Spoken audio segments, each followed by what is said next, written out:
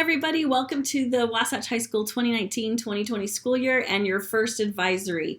We want to take a little bit of time this morning to get you started off on the right foot by checking to make sure you have all of the required courses you need for this year. So get out your computers, log into SIS, and we're going to go through your required courses. If you do not have the necessary courses you need for this year, I'm going to tell you how to get them. So log in. I'm just pausing for a minute here to make sure you all get logged in on your computers. If you don't have a login, if you're a new student, you didn't get a login, it's okay because we know you've met with a counselor when you registered and we know you have the classes that you need. Okay, let's start. Ninth graders. Very first thing to do is you're going to click on Term 1 and Term 3. That's first semester, second semester. This is actually for everybody. Term 1 and Term 3, first semester, second semester, to make sure that you can see all the classes that you have for the whole year. You want to be looking, if I tell you you need a full year of something, you want to be looking for Part A and Part B. That equals a full year. So here we go. Ninth graders, freshmen, you need to have a full year of English, a full year of math, a full year of biology. Pause there for a minute. Make sure you're checking both semesters. A semester of geography at least. Some of you could be doing AP geography, and that's a full year. A semester of fitness. Everybody has to take fitness, even if you're playing sports. The only exception is some of you will opt to do it online, and you need to make sure your counselor knows that. And then everyone needs to have health. Okay? And that's a semester. So make sure you're checking for that. Term 1 and Term 3. Other courses that we feel you need to be doing in ninth grade. Art. Pick an art class. Make sure you have an art class to start that requirement. CTE, same thing. Computer literacy is a state requirement. You could be taking Business Office Pro, Computer Science Exploration, and some of you may be even doing computer programming to fulfill that. And then also many of you with your college goals are interested in taking a foreign language, so you should be starting that as well. Don't forget that some of you will be enrolled in seminary, so make sure you have a full year of that. Okay, so those are things you need for ninth grade. Now, 10th grade, sophomores, same thing. Check for an A and a B, first term, third term. English 10 for a full year. Math for a full year. Physics for a full year. And then world history for at least a semester. Some of you are doing AP, that is a full year. And then a semester of PE skills, or you could be playing a sport if you don't have that in your schedule.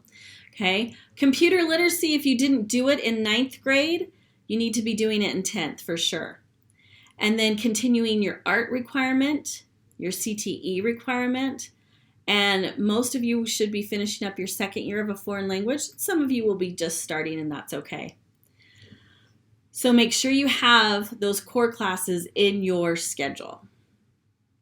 Remember, you're looking for an A and a B if it's a full year course.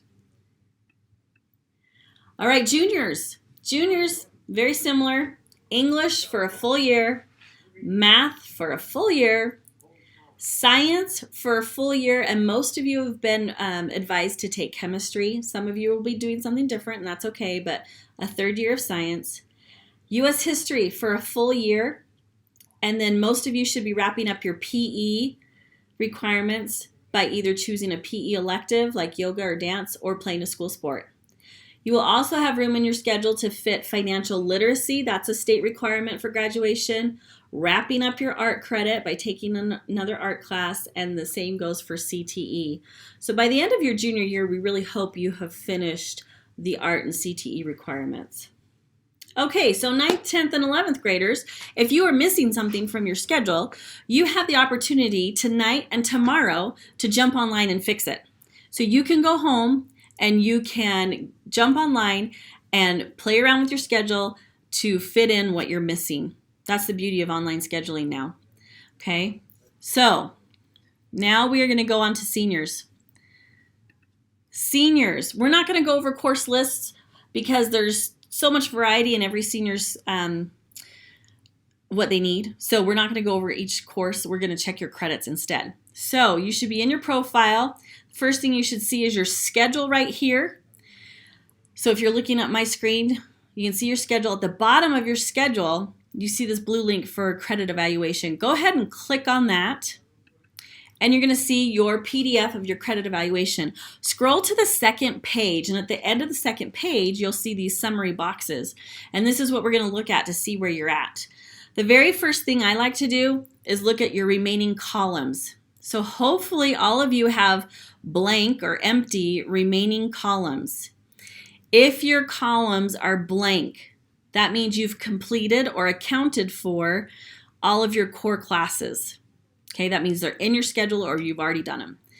Okay, so that's a good thing. But if you come down here, if you're one of the students that have blank columns, but you look down here at the remaining summary and there's a number, that means that number, those are elective courses you need to still take. Okay, so make sure that you're adding elective courses to your schedule to reach the total number of credits for graduation. So that's the first case scenario. Second case scenario is like this one.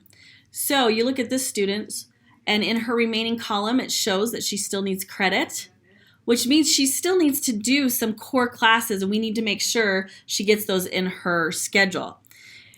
Here's where you have to be careful. If you look at this student's evaluation, it says she has 0 credits remaining. That's deceptive because looking above, we know that she still needs core classes. So don't be fooled. Don't just look at this remaining credit amount. Look at the big box, the whole picture, because we don't want anything to fall by the wayside or be overlooked and then have you be short when May comes around. Okay, so make sure you're looking at this in its entirety.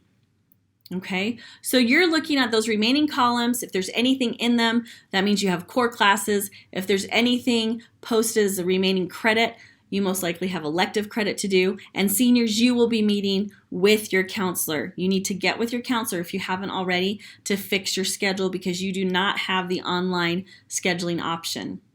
All right, guys, so that is it in a nutshell. We want to make sure you have all of your courses that you need to be on track to graduate. We hope you have an excellent year.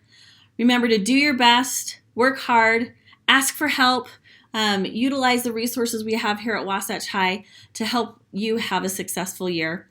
And we look forward to working with you.